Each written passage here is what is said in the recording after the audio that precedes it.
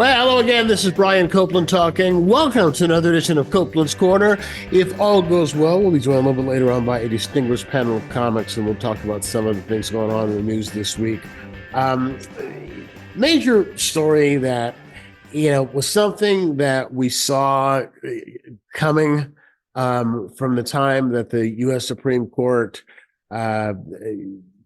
approved the Dobbs decision, which overturned Roe versus Wade, and that is the Alabama State Supreme Court has now given frozen embryos personhood.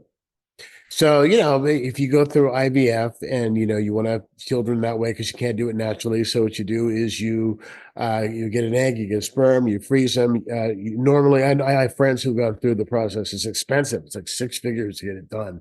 And usually there are anywhere from 4 to, if you're lucky, 8 or even 9 embryos. And, they implant one at a time until one finally takes and you end up having a baby. And then there are always embryos that are not used. In fact, from friends of mine who had it done, I learned quite a bit that there are actually papers that are signed between the couple in terms of what happens to the embryos in the event that there is a divorce. If there's a divorce and the couple splits up, who gets them?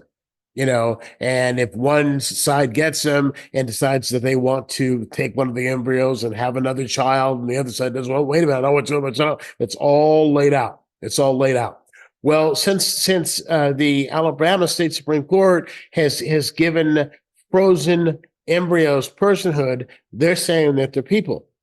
So if these embryos are destroyed, and in some cases, depending upon what the agreement is between the prospective mother and the father in terms of what happens to the extra embryos, a lot of times they are destroyed.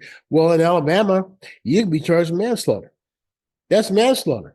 Or in some cases, even second-degree murder. Even though this is not a viable, most of the frozen embryos that they get, from my understanding, again, from friends of mine who've had it done, most of them don't take. You're lucky if the first one takes and actually grows into a baby. You're lucky if it's rare that the first one takes. But if, in fact, you end up with extras and you decide, okay, we've got our family, we don't want any more. In Alabama, if you destroy them, you are committing a crime, not just a crime, a felony that can put you in jail, can put you in prison. And so once Roe v. Wade was overturned, that was one of the things people were saying was going to be a slippery slope. You were going to see a complete and total attack on reproductive rights in this country. And you have now got other right-wing states that are looking at doing the same thing that Alabama's doing. So right now in Alabama, the entire IVF industry, as well as prospective parents and those who've already got frozen embryos, are scrambling, trying to figure out what exactly they're going to do. There are a couple of major providers of that service that have announced today that they've stopped. They've put a pause on it. They are not going to freeze any more embryos. Not going to do any more IVF until they can figure out exactly what their legal rights are and what their legal liability is. You have others who are prospective parents who have frozen embryos. We're talking about moving them out of state, transferring them out of state. And they're saying for the most part, as far as Alabama is concerned, unless there is a federal law, which you are not going to see, if you end up with Donald Trump in the White House, because he is as anti-choice as you can possibly. He's the reason that you got women dying in America who don't need to die. Because the fact that they are being forced to carry babies to term that put their own lives at risk. And he says that if he is the president, he is going to sign a law. He's going to push for and sign a law to make abortion illegal in all 50 states. Now, remember the lie they've been telling us since 1972. The lie is leave it up to the states.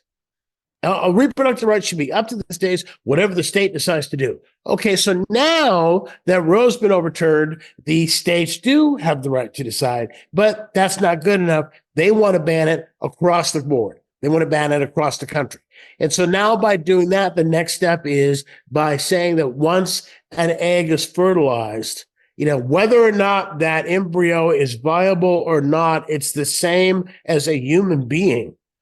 And has the same rights and the same penalties if anything should happen to that non-viable embryo. Then people are looking at prison time, looking at jail. It's just we cannot allow this. We cannot allow this fool and those who follow him to occupy the White House. We just can't. Not if we want rights in this country. And that's my thought. We'll talk about it with the comics as well right after this.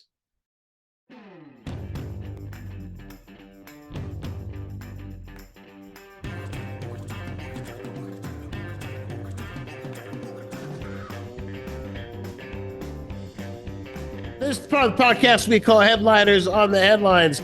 Great show today. Joining me, three of my favorite comics. Greg Proops is here with us. Greg, who you see on Whose Line Is It Anyway, and is also touring. You're still touring with the live version of the show, right? As far as I know, yes. Yeah, every time I look at your we're Facebook. out a week after next to Texas and Louisiana because I was terrible in a previous life. I was going to ask you, do you have to improvise slower when you're in Texas and in Louisiana? No, but you have to be able to duck. Good night, everybody. You can't talk about anything that happened in the past. Hello, people. I'm working.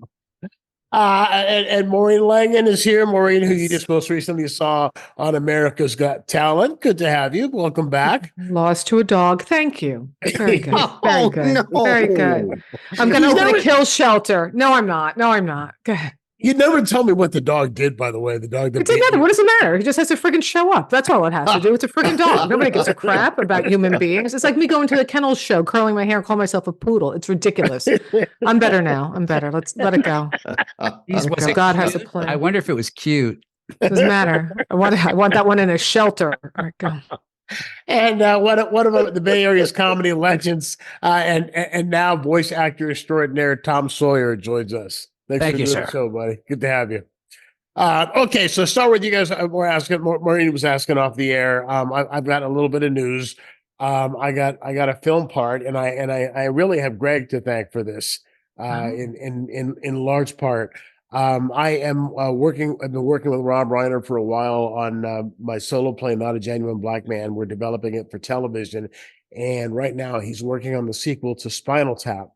And I just kind of mentioned in passing that I would do anything to be in that film. I go, I'll carry a spear across the stage. I don't care. I'll do anything. Oh my! Just let me be, and I just kind of said it in passing and let it go. And so I got a thing about a week and a half ago in the mail saying that they wanted to, or not an email saying from my agent saying they want to check availabilities for the end of this month and end of March, beginning of April. And I was free, and they wanted to read me. So basically, the way it works is if you saw the original Spinal Tap from hardly over 40 years ago, it was all improvised. The entire thing was all improvised. And so I was given what the situation was. I can't really talk about what the part is, but I was given what the situation was. And I was put on screen like this with Michael McKean, Christopher Guest, Harry Shearer, and with Rob. And he set up the situation again and said, "Okay, now we're just going to talk." And we talked for about 20 minutes, and I cracked him up. And I got the offer half an hour later. I got the offer. They gave me the part. And so the reason I say I have Greg to thank for that is because I've got 8 years of acting classes, and I've done improv in stretch scenes and acting classes, but I haven't done a whole lot of actual improvisation, not the way that you do it, Greg. And so I called Greg and I said, well, give me some tips. What do I do? And you gave me some tips, and I thought about what you said, and it worked. So your 10% is in the mail. Oh, that's nice. That's wonderful. Congratulations. Wow. So you did not have to carry a spear then? I did not have to. Very good. I don't know. I don't know. I don't know. Whatever it takes. Listen, the things I would let Harvey Weinstein do to me for a sitcom, you have no idea. Trust me. Believe me. And I know and what his part commercial. is, so I can divulge it, but I won't. Can you? Oh, that's right. Oh, Yeah, you do No, know it. Yeah, of course I know. Did I tell you? I told you. The I told only you one of problem the is we things. didn't have a chance to improvise the scene, but I think you did better without, just jumping in.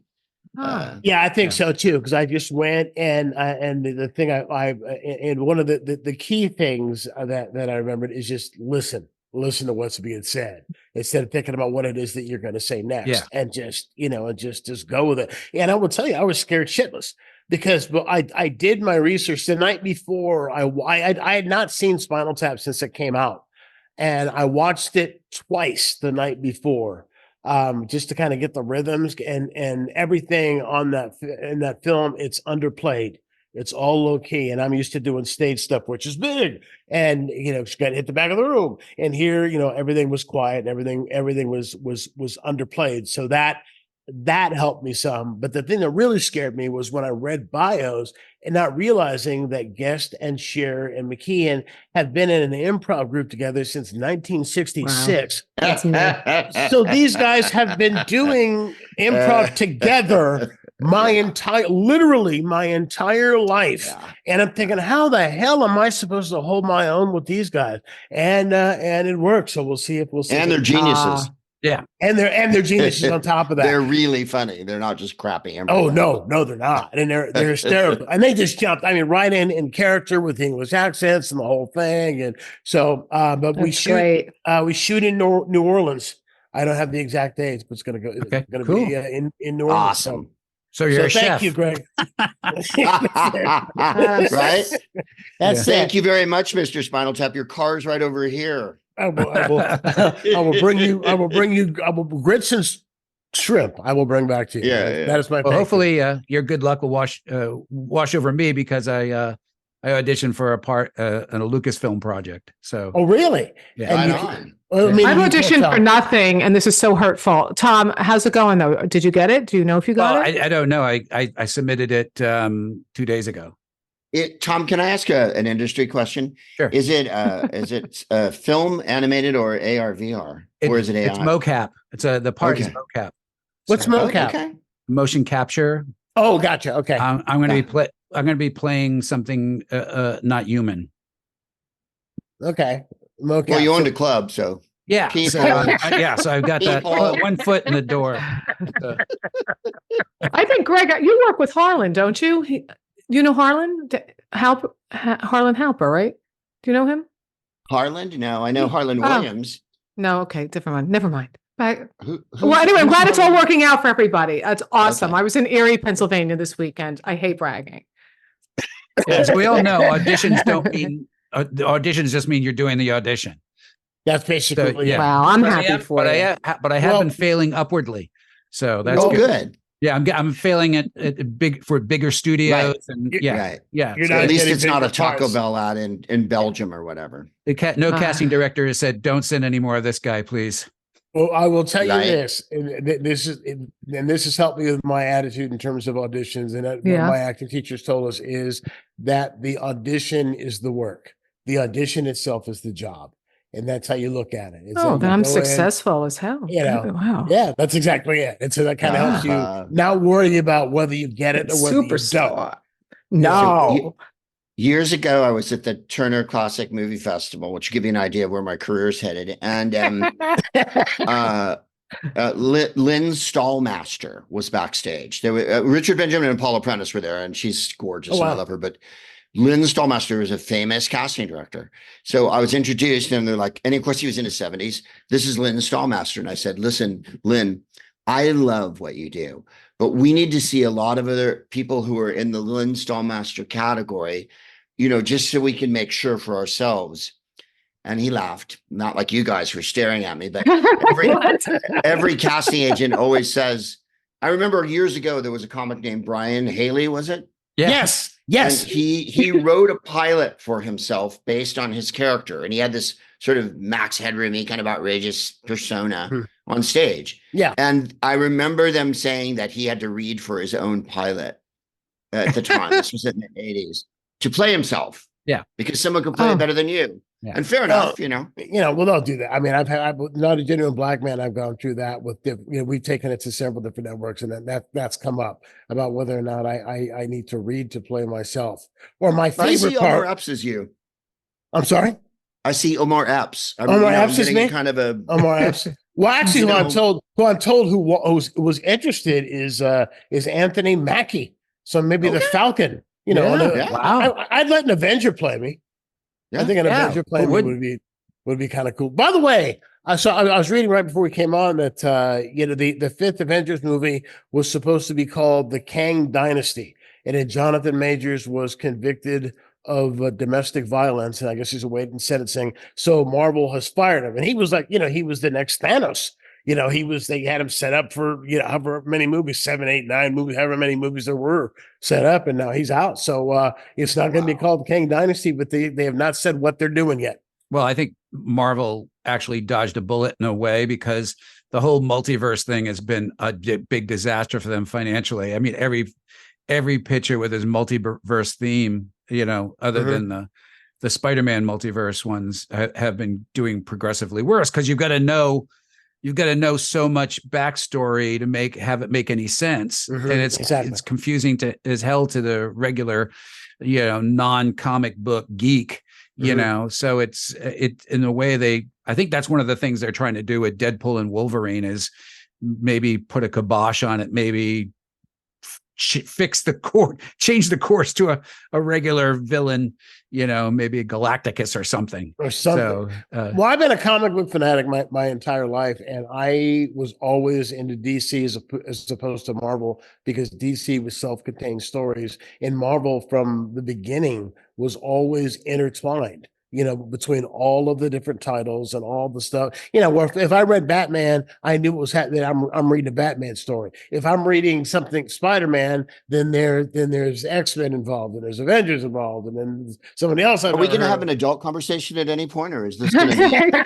Can we talk about some Sudoku or whatnot, or other pastimes that people do to fill the? I'm going to take some DMT and stare at your background. Right? 1 and 2. Brian, not only did he get cast in a picture, he wrote a novel. So I'm more interested in hearing about your detective novel.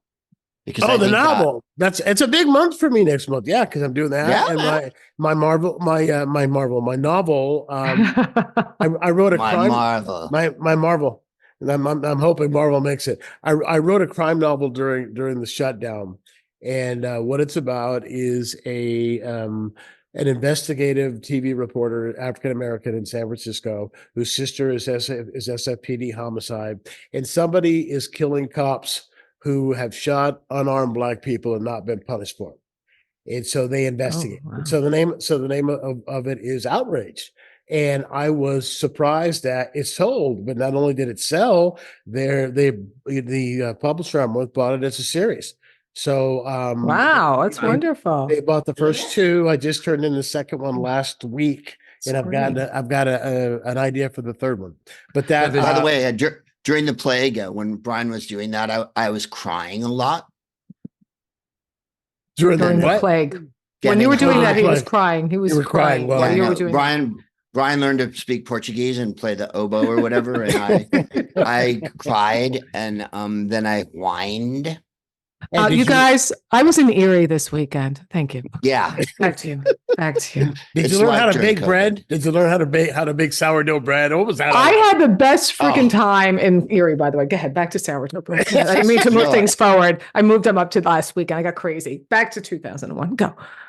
All right, we should go into news, because I teased that we're talking news. Well, I got to feed my kids. They're frozen in the freezer. They're eggs from 1997. The easiest motherhood I've ever had. You have no idea. Had I known it was this easy, I would have had more. And that's where we're. That's I'm not having cocktails starting. at your house. Right? You never know what you're going to get. Not on the rocks. I'm not. Yeah. No. Boy, a girl. No. I'll have my scotch neat when I go to Maureen's house. Thank you very much. But that's what I started with before you guys came on, and I should be surprised, but I'm not. And if you're just hearing this story, the Alabama Supreme Court has basically bestowed personhood on frozen embryos created through IVF. And I've got a couple of friends who have gone through the process, and you end up with multiple embryos. You don't use them all. You're lucky if the first one takes, but most people don't. You can get. I've heard of people having as few of being able to get as few as 3 that were viable, and others having as many as 7 or 8. And there's a whole issue, I was surprised about a whole issue with how this stuff is dealt with beforehand, because the couple actually has to sign a contract about what happens to the embryos if they break up, because Wow.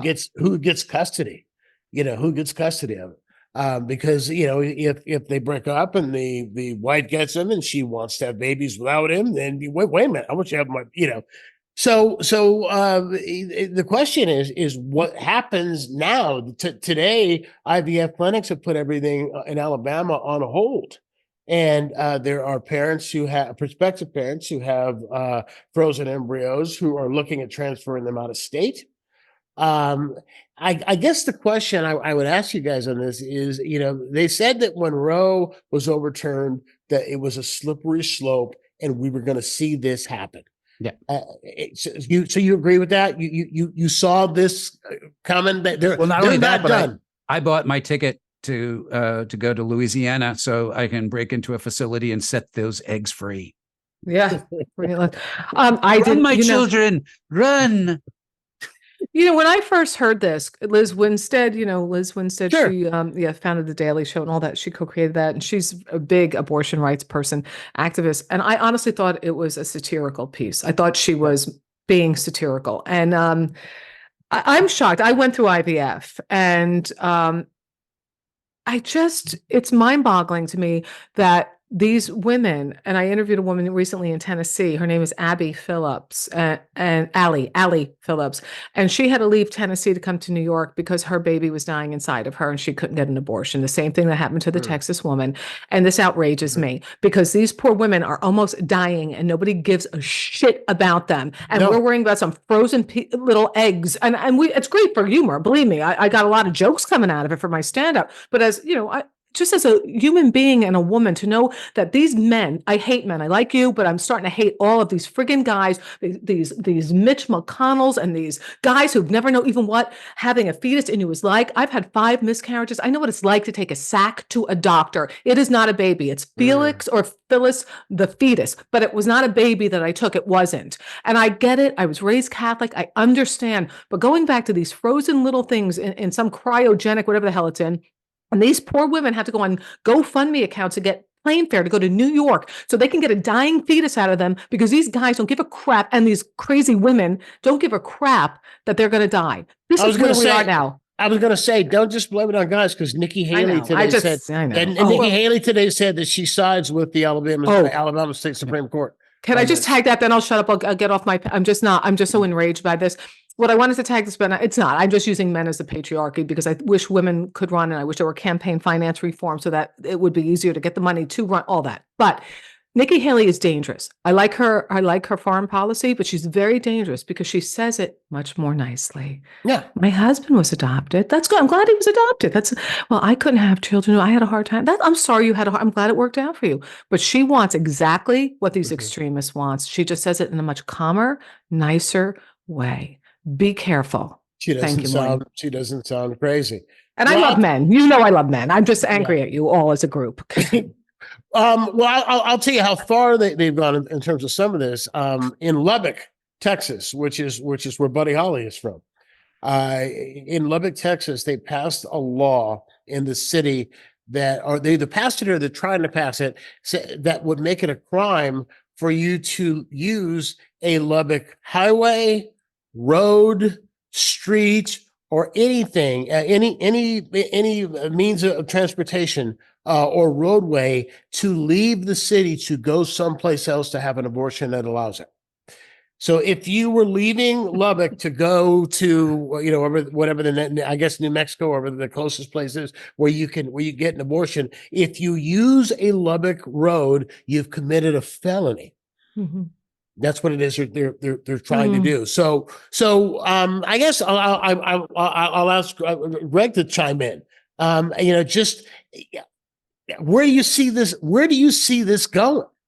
I mean, do you see rights being restored, or do you see this getting worse before it gets better? Well, I mean, when I first started as a stand-up comedian, we were doing benefits for the California Abortion Rights Action League and all that. This is in the early 80s. And my wife and I, Jennifer, she recalls one of our first dates was at an awesome pro-abortion rally because I know how to treat the ladies. And we almost got in a fight outside with an asshole who confronted me. In any case, and look at me, of course, you don't want to fuck with me. And anyway, to make a long story short, I've worked with Liz, of course, over the years and been very active in this whole thing. And I'm going to give you the optimistic viewpoint. Right now in Alabama and Texas and Florida and those places, this is an hysteria that's gripped them because fascism has taken hold and all that. And one of the first things you do when you're trying to suppress the underclass women is strip them of all their rights. And the first thing you can do is autonomy. And so it also plays into the question that liberals, in my mind, always ask that's inaccurate is, why do people vote against their interests? They're not voting against their interests. They want someone to hate the people they hate and act out against them. And these are those kind of laws. So misogyny and racism, and I'm talking to a woman and a Black person. Go on, Greg, go on. Yes, listeners, hopefully are understanding. Lecture us, please. Misogyny and racism are much more motivating factors. Let's go talk to my cousins in Reno and ask them what's motivating them. They'll say people are lazy and don't work, this and that. But the real truth is, I think, my optimistic viewpoint is this. I think that individual states is going to get worse and worse and worse, like Alabama and whatnot, places where it's going to be difficult to move the state legislatures and governors. I would point at places like Wisconsin or California even that were wildly red and are now wildly blue. So it's eventually changing. 45 is an inconceivably shitty candidate to run for president. Yeah. And he's going to lose brutally. And they're going to lose Congress and the Senate too. So I saw Biden last night here in LA. He did an event and he said the thing that he's going to do if they get the Senate and the Congress back is immediately restore Roe. That was something he said last night. It was maybe one of three things he really talked about. So that's my optimism is I think people are sick of it. I think Roe was catching the car, as they say. They talked about abortion for a million years and they didn't, if you remember, W never really did anything about it. He bitched about it for 8 years, but he didn't do anything except plant Alito and make Roberts Chief Justice, which was the key to that. So that's what I have to say. I say activism is everything in changing this. Will it change for all the women who need it immediately? No, it's going to be horrible. I think women in Texas, what is it, 63 rapes resulting in pregnancies? Wow. I didn't see that they're counting on. I think that women and people who can have children in those states need the most help of all, which is why I don't dig I'm boycotting Louisiana or fuck Texas, they should secede. That's nonsense. We all have relatives there. We all know people there. Yeah. They're cool too. Imagine being in the state and having to suffer through it. You need people from other states, sexy states that have reading and stuff. We're talking here about, though, too, is these people wanting to force women to stay home in their homes, to have these babies, to not even you can't, that's not, I can't imagine that holding up in, if that made its way to the Supreme Court. People have a right to freedom to travel, but I didn't think half of this crap that they're, passing would pass. Well, so that's the forced pregnancy is really what's making me insane, and doing everything they can. Well, we're going to shut you. We find out you're pregnant. We're going to shutter your windows. Like you can't get in a car and go somewhere. Like, where are we? You can't use the street. You cannot use the street to leave Lubbock to get an abortion in another state. If this becomes law. This has never really been about abortion or kids or anything like that. This has always been about punishing women for their sexuality.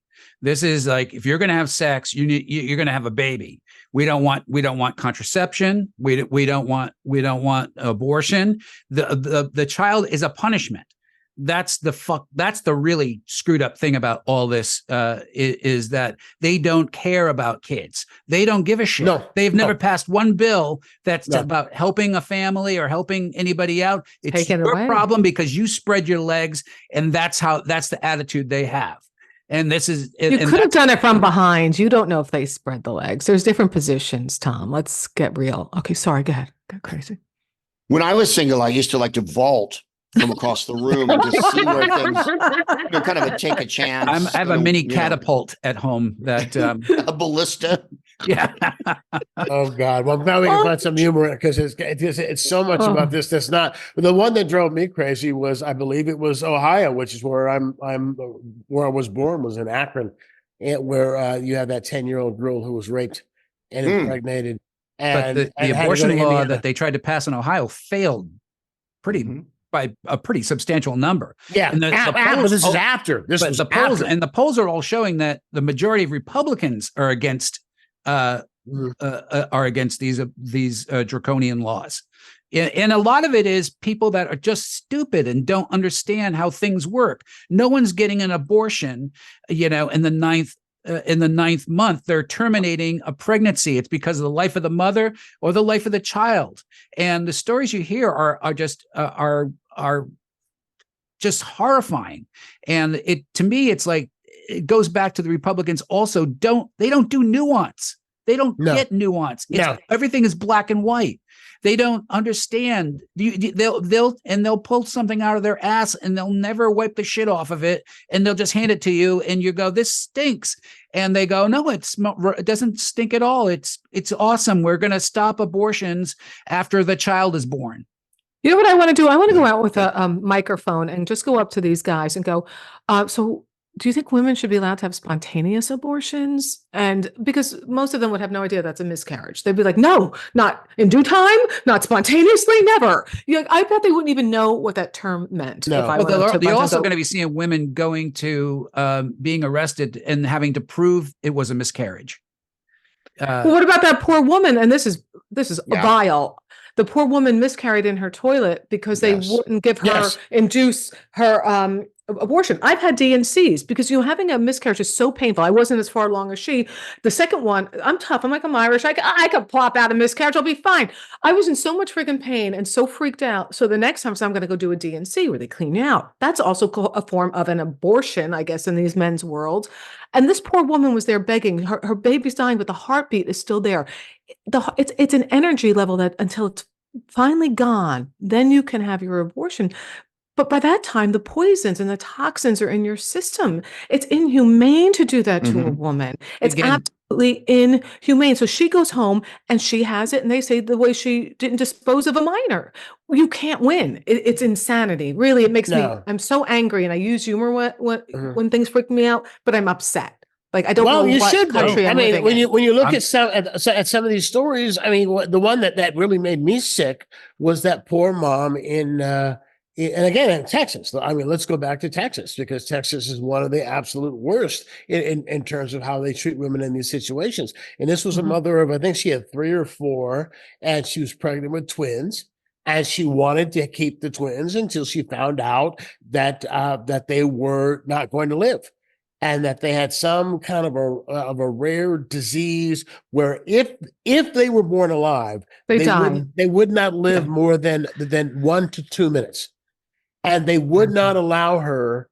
They would not allow her to have an abortion. She couldn't leave the state because her husband had some kind of a trucking job or something where they wouldn't give him the day off to go out of state in order to get it done. I think it was New Mexico again. I think it was a state, and so he couldn't get off work. They would let him off work to do it, and then they couldn't afford the money for the gas to go out of state to get it done, and they would have had to stay overnight, and they couldn't afford the money to pay for the motel in order to get it done. Horrible. And the other irony about all this is that statistically, we've saw the crime in this country go down as Roe was implemented in stopping the unwanted births. These kids that, the accidents, the kids who are being told they're accidents and treated as such. and we have better outcomes with parents. We actually have parents who want to have their kids, again, no nuance. You don't understand that unwanted children means abused children means crime goes up. So it's thing. It's makes a big thing about Jesus and God, and it's all a miracle. And I always go back to Bill Hicks had the greatest line about that, which is no more childbirth is no more a miracle than me eating a sandwich and a turd falling out my ass. So I wanted to. I know this is a heavy topic, but sometimes we went to what we can do. And I bring up the woman I interviewed on. I had a radio show in New York, and her name is Allie Phillips, and she's in Tennessee. She's in a purple district running just locally to try to change some things. So that's how we help. We send somebody and it's ALLIE, the number 4TN, Allie for Tennessee. I sent her 100 one month, 100 another, send her $20. Find these women in these purple or red districts who are trying to make changes and support them. You don't have to live in that state. ALLIE 4TN. Just follow her. Send her $50 so she can win this local election. And that's when it starts local. It can become global. So that's something that you can take some power to. And we're talking $20, send her. She's just a young woman. She went to college. She has one little girl. Her husband's a blue collar worker. They had to do a GoFundMe to go to New York to get her abortion when her baby was dying inside of her. Now you have a name. So if you're frustrated, just go, let me take a cost of a bottle of wine or a couple of Starbucks. Just send it. Trump got where he was with people sending him $5. I'm not asking you to buy gold sneakers. Don't buy that piece of crap, gold piece of shit. Go let me back up for a second. Yes, let me back up because I was going to mention this about you talking about Trump. Have you heard what's going on today? And today being Wednesday when we record this, and that is that there is a protest that's taking place among truckers called Truckers for Trump. Have you heard about this? And what the deal is you've got all these truckers who are boycotting New York City. They're boycotting New York City. They're not going to do any deliveries or pickups in New York City. As soon as they figure out where New York is, they're going to not go. They don't know how to get there. So, but they're doing this in order to protest how unfair it is that he's got to pay $400 million for the fraud that he and his family have been committing for half a century.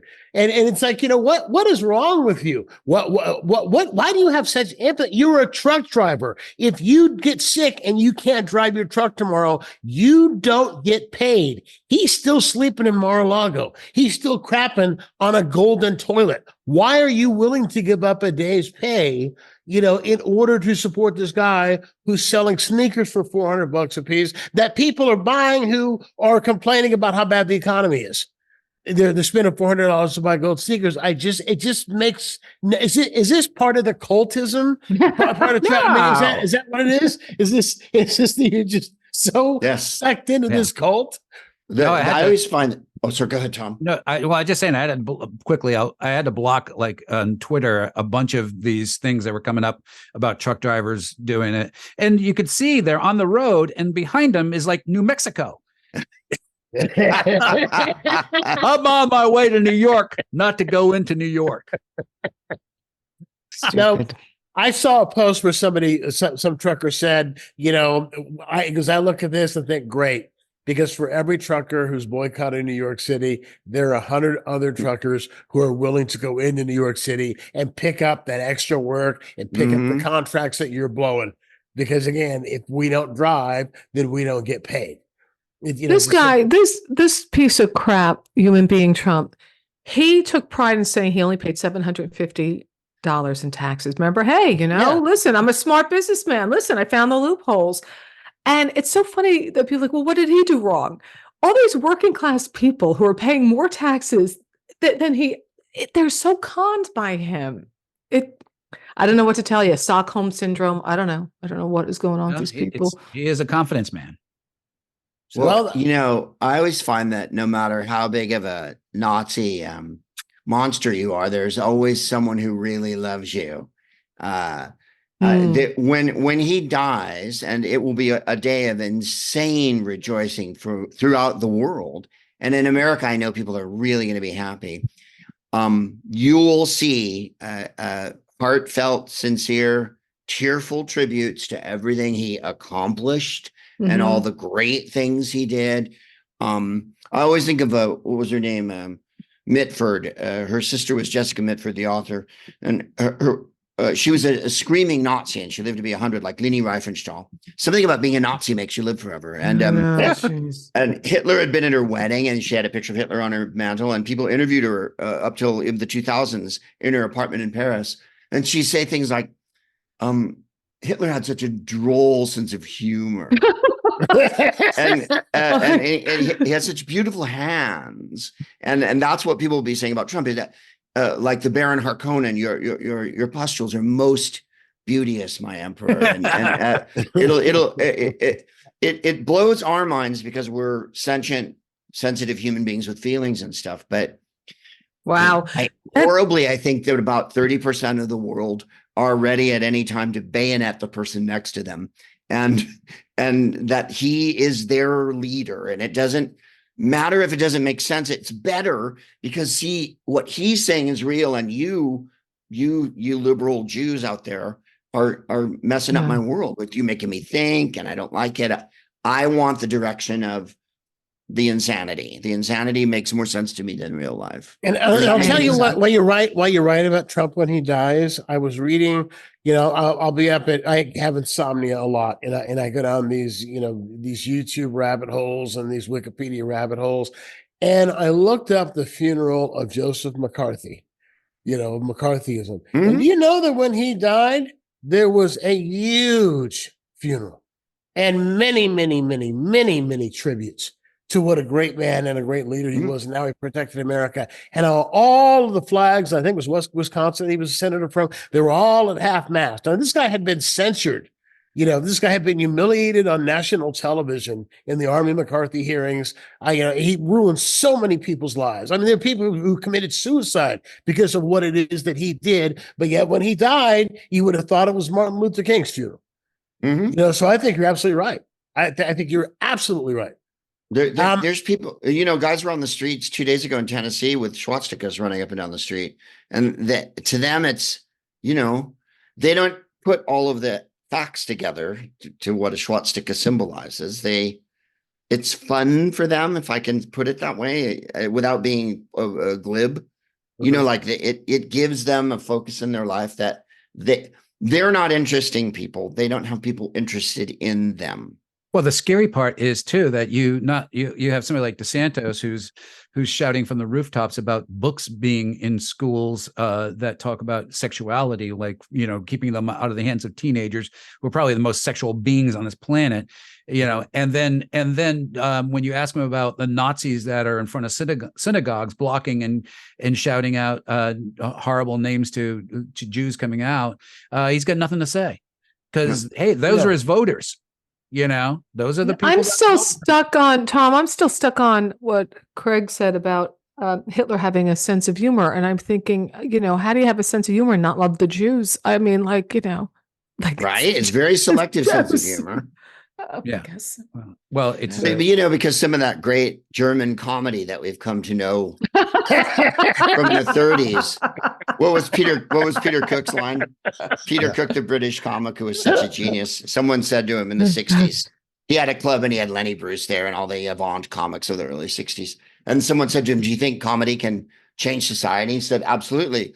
Look what the Weimar Cabaret did in stopping Hitler.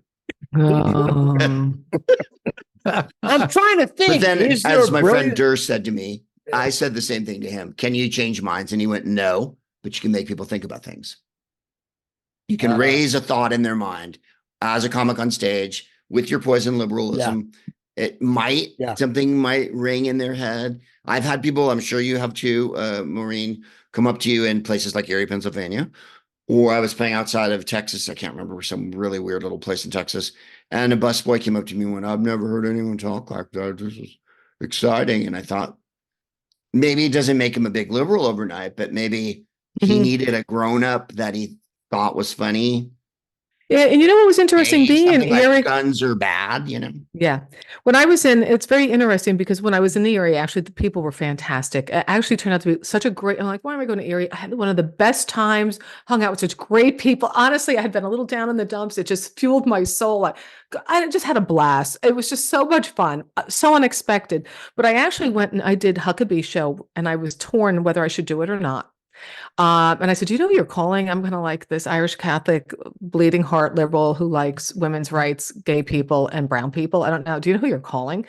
And I did it because that woman, Allie, that I came across lives there. And I got to talking to people about her afterwards, just like I did with you guys. And it's set in Tennessee. That's where he tapes his show.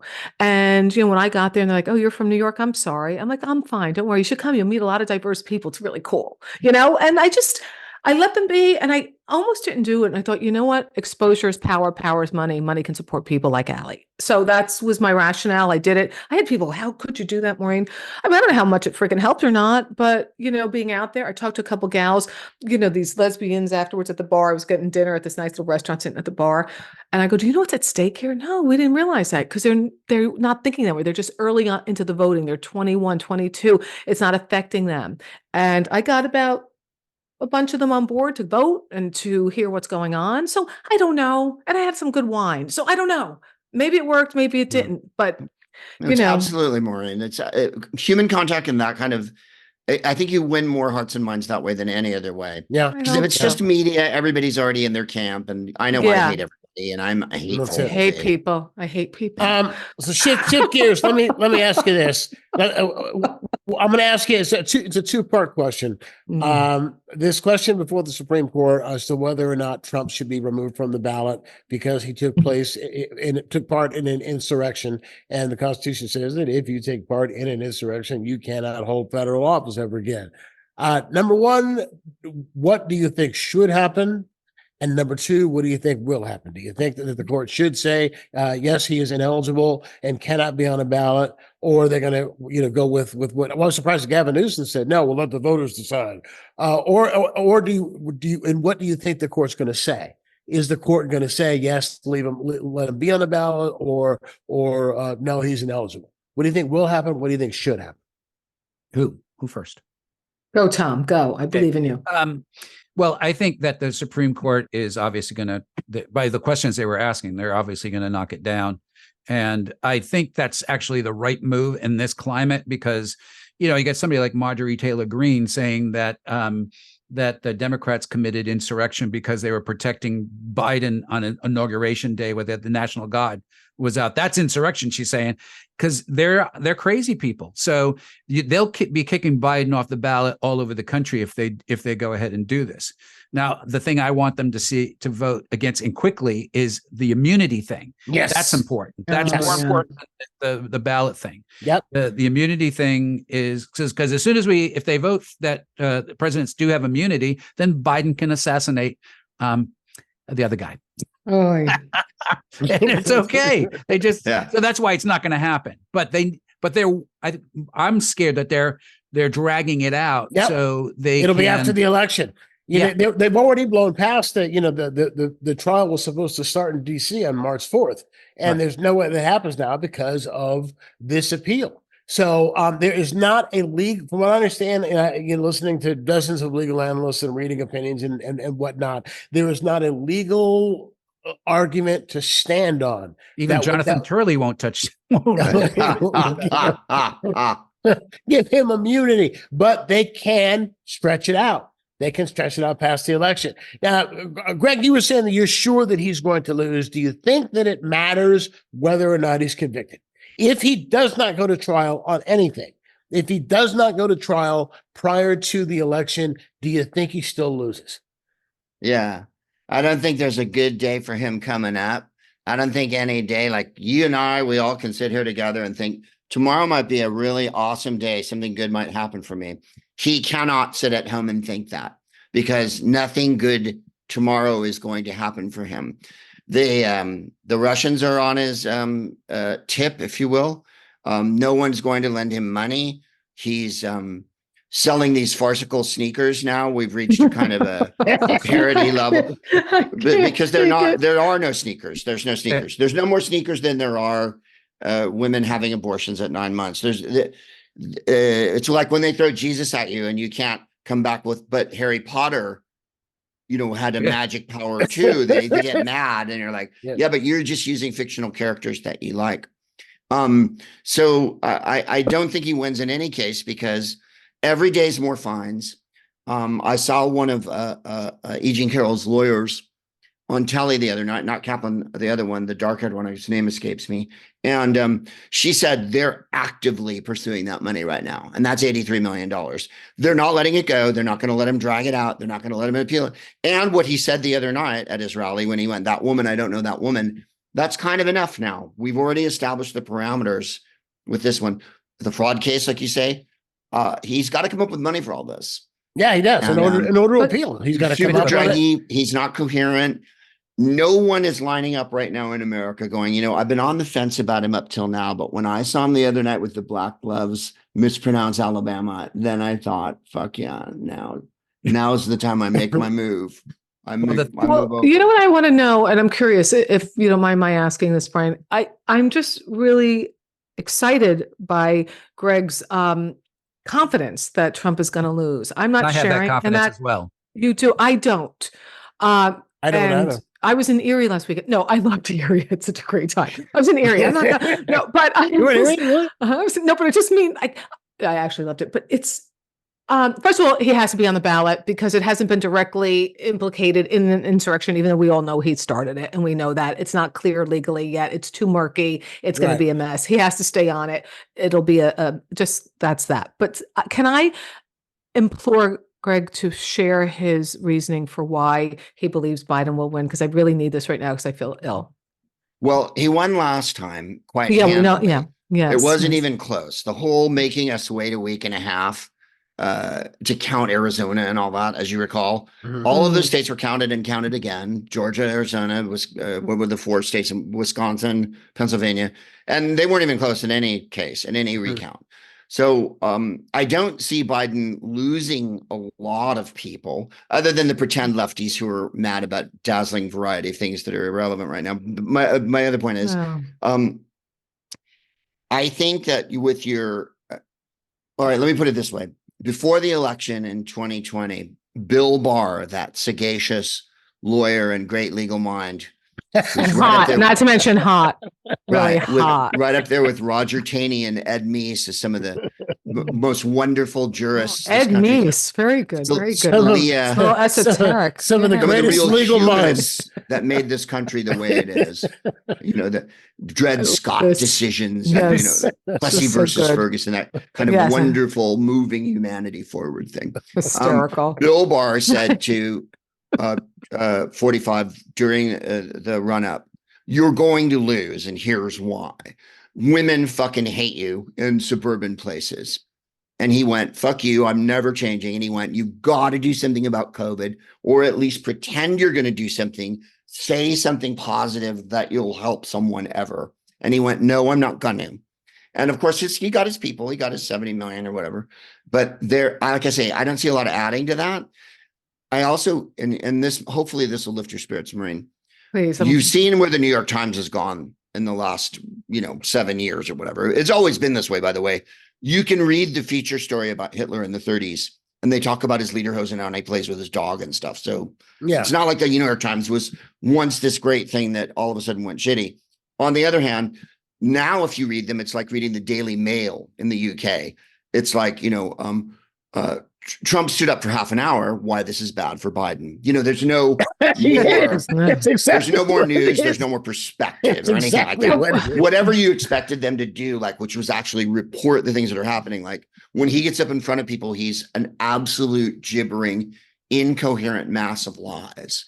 And that's what the truth is, but they'll never. Yeah. But what I'm seeing is, I think, is that the reason why they're doing that, and the reason why the networks never, ever, ever talk about anything Biden's accomplished, is that he's pretty popular right now.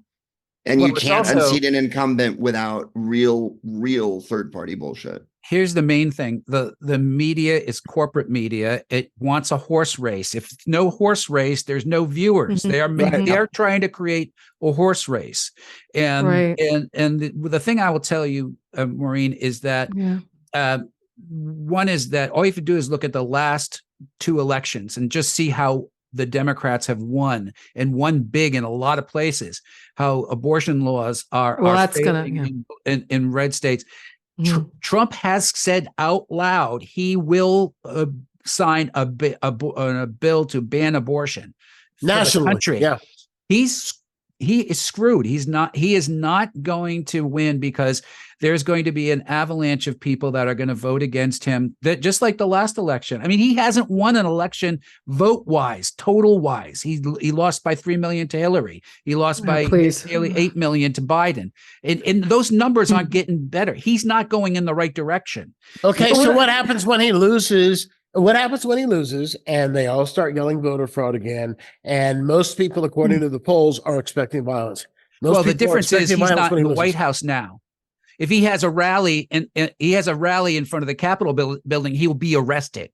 If he goes, they'll be ready for him this time. They'll be ready for all this stuff. Biden will be in the White House. He'll have the National Guard there. They'll get their asses kicked. See, I'm seeing different things. So I think you make a good point to that, Tom. I'm seeing things. I'm just so shocked by this anti-immigration message, how on fire it is. There are people, I perform, I live in New York, I'm out in California, but I'm in the Northeast a lot. I mean, you ask people in New Hampshire, what's your number one issue? Immigration. I'm like, you've never seen a brown person. What are you talking about? What I'll tell you about that is that the Republicans screwed up so massively when this bipartisan bill the Senate came up with was presented to the House, and they said, no, we're not voting on it. Yeah. They said, here's an opportunity. And of course, Trump said out loud to everybody, don't vote on that bill. I want to run on it. He said the quiet part out loud, as he always does, because he's a fucking moron.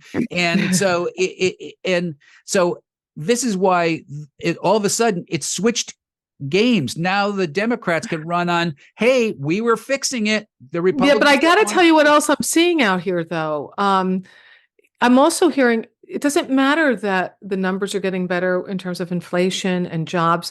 There is this perception that things are just, inflation's still there. People are talking about the price of things. They're talking about brown people. The only thing that's going, and I'm telling you, I'm a huge Biden supporter, but every time he walks or talks, I'm scared to death. I'm like, please don't fall. Please finish your sentence. I am so friggin' anxious over here. I'm like, oh my God, please. It's like watching my brother with special needs get picked for the team in school. Please, somebody pick him. Please, somebody pick him. Don't let it be last. And I get so anxious. And my hands are sweating thinking about it right now. The only thing that's going to help, I think, is the abortion issue. But the other thing is Trump's doing the same exact thing. Trump's tripping on the same stuff. But people are changing. People are there is so much anger because things have cost people more. There's this anger about brown people they've never met. So I think that has taken off more. See, I don't understand why the age thing is an issue. They're 3 years apart. But he seems feeble because he comes across as feeble. Biden comes. I love him. He sounds a little feeble. I want to be like, hey, Dad, just listen, focus. Trump's a nut job, but he doesn't come across physically feeble. You've heard what the strategy is. What part of the Republican strategy is they want to run against Kamala Harris because they think that they can racialize Kamala Harris and say that Biden is old. Biden is going to die in office, and you're going to end up with this black woman as the president of the United States if you're not careful. Yeah, but that's only going to that's why I'm voting Democrat. That's only going to appeal to the same people that are voting for Trump, anyways. Because that is really, I don't think it turns any heads the other way. See, the problem the Republican Party has right now is all the things they are doing are basically things to put another stoke on the fire of the base. They're not Yeah. going to independence. They're not trying to change Democrats' minds. The Democrats are like more horrified, more terrified. Same thing with independent voters. And then who cares what the base is? The base is going to follow him like zombies, no matter where he goes. Trump, great. Democrat bad. I think the abortion thing is going to be where. But the it abortion hinges. thing, I- exactly. They are literally, as Greg said, they are the dog that caught the car.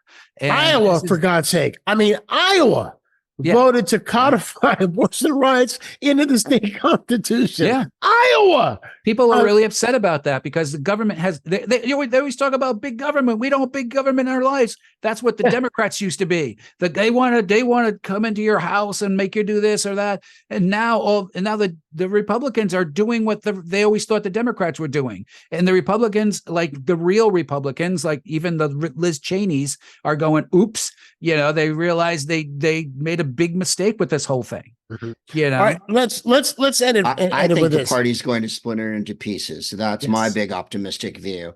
I think that he's the worst candidate they ever could have run in the history of this country, other than I can't think of William Jennings Bryan, maybe ran 3 times and lost. Yeah. Like, okay, he won one, but he didn't really win it, as we know. Then he lost last time. So there's literally no reason to run him again other than he's the enchilada. And the party runs into, it's going to splinter off into the super Nazi part, and then the white people who just hate everybody but don't want to wear Viking helmets and mankinis. They'll have to be that Mitt Romney, Liz Cheney.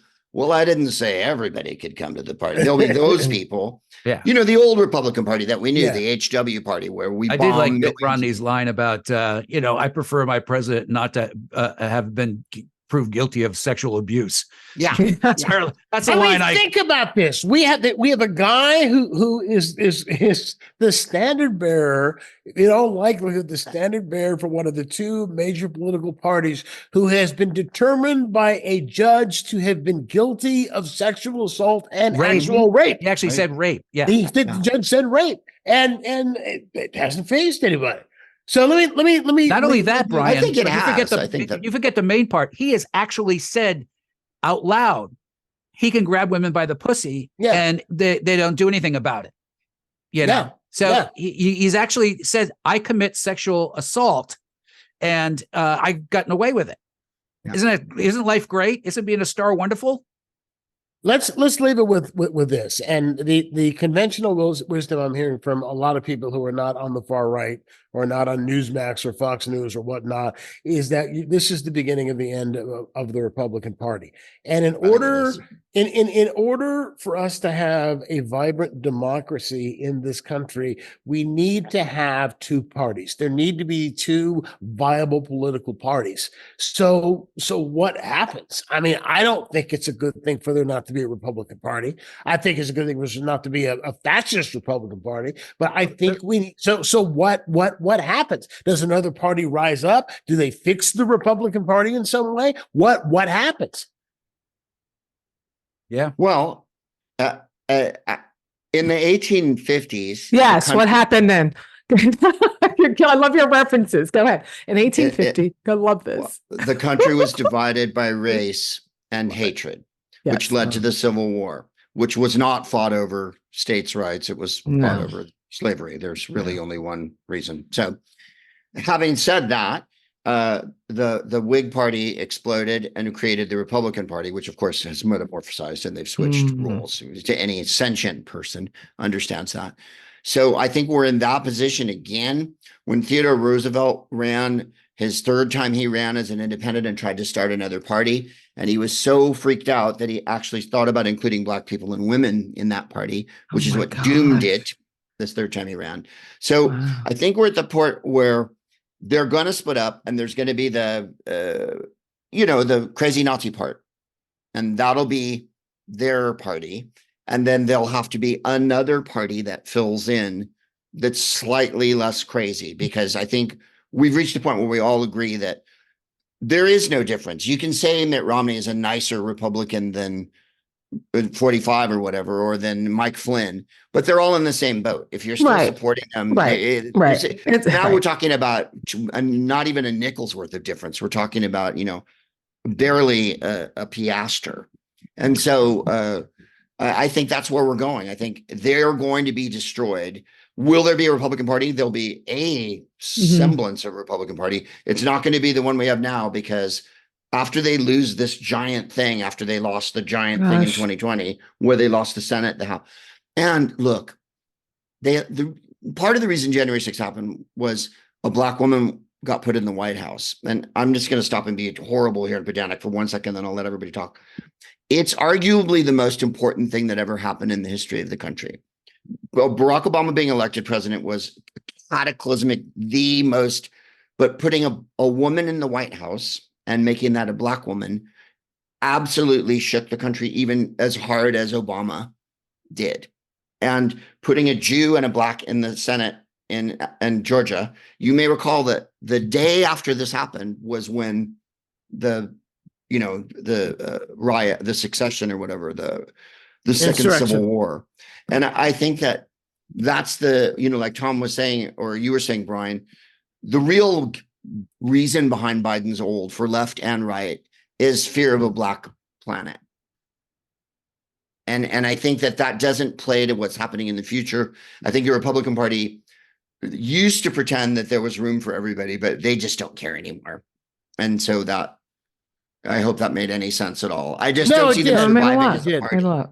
Yeah. I just love your references when you go, back in Hitler's at 19, I never know where your reference is going to be. Like, oh, okay, 1850. Where are we? What country? Knows his history. Yeah, we were saying it the other night. Love it. It's more like Reconstruction now, the 1870s, and combo platter with the 1930s. Because in the 1930s, the rise of fascism, anti-Semitism, anti-immigration, But in the 1870s, they let Black men be equal for 5 minutes. That's and right. it destroyed created the a Ku Klux century. Klan. Yeah. You had The a entire country Black imploded because of it.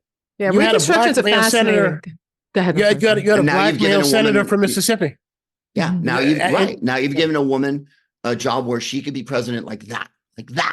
And Well, they're calling this. I should say that when I say they, I should say that there Those are a people. group of African American Those people. scholars, African American scholars who are calling what has happened between the Civil Rights Act and now the second Reconstruction. Yep. And that what's Right. happening is the second Reconstruction, just like the first one, is petering out. They chipped away at Brown v. versus education. They chipped away at the Voting Rights Act. All of the things that made us equal are now little by little being chipped away. And we are going to find ourselves right back. Hopefully it won't be another 100 years as Jim Crow before we see the third Reconstruction. But I think that they've got a point. I think that there's a legitimate point to be made. And it can be solved or not solved. It can be helped along by not letting a Republican, everybody take control of everything. It literally is down to who, like Maureen was saying, the very, very much the local level, outward is how you solve that. It's not going to all be solved through the courts, and it's not going to be solved through violent confrontation. It's going to be solved the way it was solved before, by people taking control of their destiny and making nice people be equal. California, I didn't mean to sound so simplistic. I don't mean. There's nothing about you that sounds simplistic. Trust me, nothing. Nothing. It sounds like platitudes or simple. It's wonderful. I'm just That's hoping. why I love to have I'm you. just hoping that Clarence Thomas takes up John Oliver's offer. Oh my God, that was so. What was it? I'm going to take you. What was it? A 2-week vacation? No, it's $1 million a year, That's right. and a $2.4 million Winnebago. Right. Well, to Love speak it.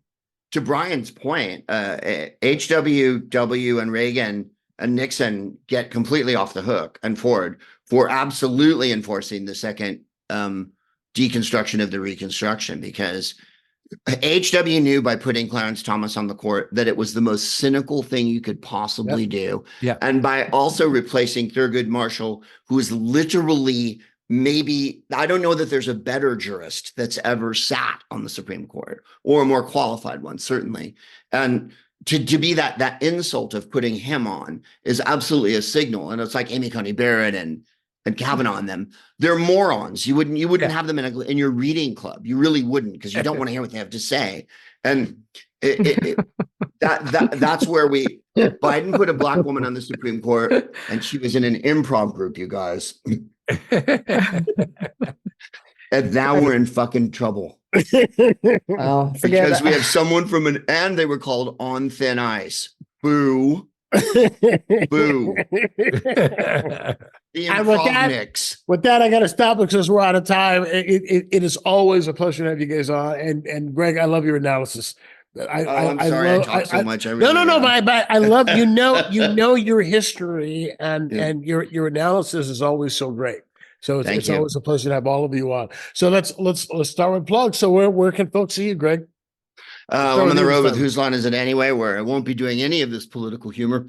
And we're all over the country, Arizona, Texas, New Mexico, Louisiana, Georgia, Tennessee, prettiest state in the land of the free, unless you've been to another state.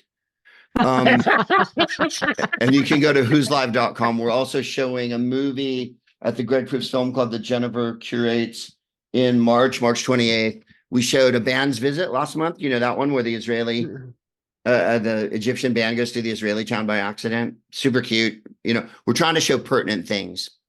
Okay. The month before that, we showed Crossing Delancey for Christmas, you know. Oh, Susan Sandler. Trying to I get know. people to quit hating Jews for 5 fucking minutes and watch a movie. That's a great movie. Yeah, Mm. Susan, that's very good. That's great. Maureen, where are you headed? Well, first let me let you guys know when I'll be in California. I'm going to be in Modesto on March 22nd at the Gallo Arts, and in Montalvo and Saratoga Beautiful on the theater. 23rd. Love Yeah, but Montalvo. this coming up beginning of March, just go to MaureenLangan.com. I'm going to be in the Northeast, New Hampshire, and Rhode Island, and Albany, and then I'll be in Boca in March 8th and 9th in Boca. I'm going to go to Boca because I think the Jews are funny, and I like hanging out with the Jews. I'm afraid of them. And Tom, good luck on your audition. You got anything else coming up? Yeah, you can Ooh. go to you can always go to tomsawyervoices.com and check out my history and my voice stuff and all kinds of good stuff, and also has a link right to the documentary about Cobb's Comedy Club and myself titled The Comedy Club, which you can see on Amazon Prime, Tubi, Plex, and Xfinity.com or whatever on demand, all that good stuff. And it's I'm going to say film. something at the end here that'll be Tom Sawyer did more for me than any other human being in my life in Aw. comedy. And I just wanted to make sure we Aw. said that on Zoom. Mhm. And he That was knows that. nice. I've told him as much, but I mean, you know, Aw. it's important to have people that back you in your life. And Tom's always had my back. And I Except don't know that if I'm not I've in the ever. documentary, so fuck you. I mean, whatever. Dude, it wasn't. I didn't direct it. I have a list of people that should be there. I don't know if I've ever told you that publicly or not. I've told you that privately, and I'll say it publicly too. You know, in terms of my entire comedy career, I never would have gotten anywhere, you know, had it been without your backing. You know, Tom's done nothing for me, but that's because I met him after the fact. I'm sure you would have done a lot for me. I'm sure. absolutely nothing. Yeah. But he He's a called me out of very the nice clear blue man. sky. I was doing KGO radio one night on the overnight, and you probably don't remember this. And I did not know you. I knew you were because you had Cobb's, of course, but I did not know you. And you called me out of the blue the next day, and you said, I was listening to you last night, and I like what it is you have to say, and I want to support you. Aw, that's great. And he did. He started to book me, and I became a headliner because of you. And so, Me too. Can I just say one nice thing though, because I mocked him in a loving way, because you have done nothing for me. But when I met you at the Punchline, you walked in, you said, "Oh, I wish I still had the club. I would be booking you all the time." You said that to me. See? That was very nice. So thank you. The road to hell's paved with good intentions, but it means a lot to me. With Thank that, you, guys. Tom Sawyer, true. I know, You I said feel that. cut out of a documentary of a club I helped build. I know it's dude, the list. I've list. got to watch. I'm told I'm in it for like if you blink, you miss me. But I'm told I'm like in it. Yeah, you for are a in second. it for, but it really, you know, it's one of the things about it's always like people go to me and go, look, Rob Becker was the best man at my first wedding, and it's like he's not in it. And Jake, Yeah, right. is my, Becker. one of my. Well, how do we find it, Tom? How do we watch it? I'd like to see you it. watch it on Amazon Prime, Plex, Tubi. What's it called? The Comedy Club. Oh, okay. Yeah, and SAG. I'm gets in. super That's busy, really- but it that sounds is- good. Daggett stuff in it is so good. It'll make you a bit sad, but it's still really funny. And I think it's, if you're an entrepreneur too, it gives you an idea of the hell that you're in for if you try to do any kind of business on your own, but it's worth it. I'll say it's worth it 100%. So, All right. Well, thanks, nice guys. work with all you've seen, Beautiful. guys. And let me throw my plug in, and that is that I have my very first solo play, Not a Genuine Black Man, that I mentioned earlier, is believe it or not, that show's 20 years old in April. It'll have been 20 years old. We're getting college is it going to? television. What college is it going to? It's kids are going to college. It's 1,000th performance. The 1,000th Congratulations, Brian. That's awesome. We'll be at the March in San Francisco on April the 20th. On April the 28th at Book Passage in Corte Madera, California, which is like the biggest regional bookstore in Northern California. That will be the launch of the book Outrage. So come out and support my first Amazing. book of fiction. So cool. And I'm going to New Orleans to shoot Spinal Tap. So, but I will still be here. I will still be here with you guys. So again, thanks, everybody. It was a pleasure. You guys are all so awesome. What a pleasure. Mwah. Bye, darlings. See you in Erie. Bye. Bye. All right, that's going to do it for this week. If you want to support the show, there are lots of ways you can do so.